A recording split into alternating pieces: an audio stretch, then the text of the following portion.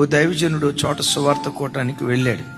ఆ సంఘానికి వచ్చే ఓ ఎస్ఐ గారి భార్య దైవజనుడి దగ్గరికి వచ్చి, అయ్యా రేపు మధ్యాహ్నం మా ఇంటికి భోజనానికి రండి, మా అభ్యర్థన కాదనొద్దు అని కొంచెం దయనీయంగా బ్రతిమలాడారు.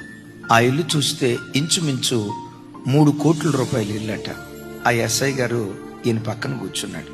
వారు కూర్చున్న ఆ సోఫా సెట్కి ఎదురుగా ఉన్న గది కీస్ అంటూ తలుపు తెరుచుకుంది. ఆ లోపట గదిలో ఓ ముసలాయన పండుకొని ఉన్నాడు. సన్నగా ఉన్నాడు. సావు బ్రతుకుల మధ్యలో ఇవాళో రేపో చనిపోతాడేమో అన్నట్లుగా ఉన్నాడు. వెంటనే ఈ దైవజనుడు ఆ ఎస్ఐ గారిని అడిగాడు, సార్ ఎస్ఐ గారు, మీ నాన్నగారా అని. ఆయన బొళ్ళుమని ఏడుస్తా, మా నాన్నగాదయ్యా, నా కడుపును పుట్టిన పెద్ద కొడుకు. చావు బ్రతుకుల మధ్యలో ఉన్నట్టున్నాడు, ఏమైంది? అప్పుడు ఈయన అడవటం ప్రారంభించాడట.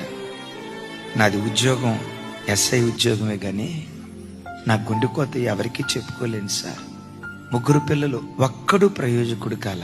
నా ఇల్లంతా మొండ్ల చెట్టుతో నిండుకొని ఉంది సార్. ఒరే ఇంజనీరింగ్ చదవరాని వైజాగ్లో గీతం కాలేజీలో జాయిన్ చేశారు.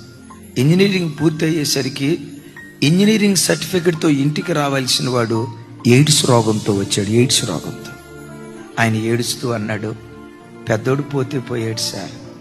తతిమ 2 కొడుకులు ఉన్నారు, 2 పరిస్థితి కూడా అదే. 2వడు ఉన్నాడు సార్, తాగుబోతు, డ్రగ్గిస్ట్.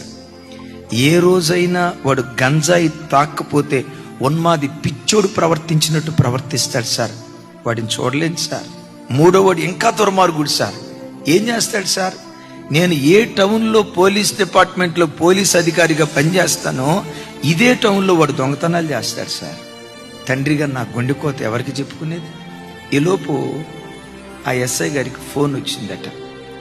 ఆ సిఐ గారితో మాట్లాడటానికి బయటికి వెళ్ళాడు. ఆయన ఎప్పుడైతే బయటికి వెళ్ళాడో కిచెన్లో నుంచి ఆయన భార్య వచ్చిందట.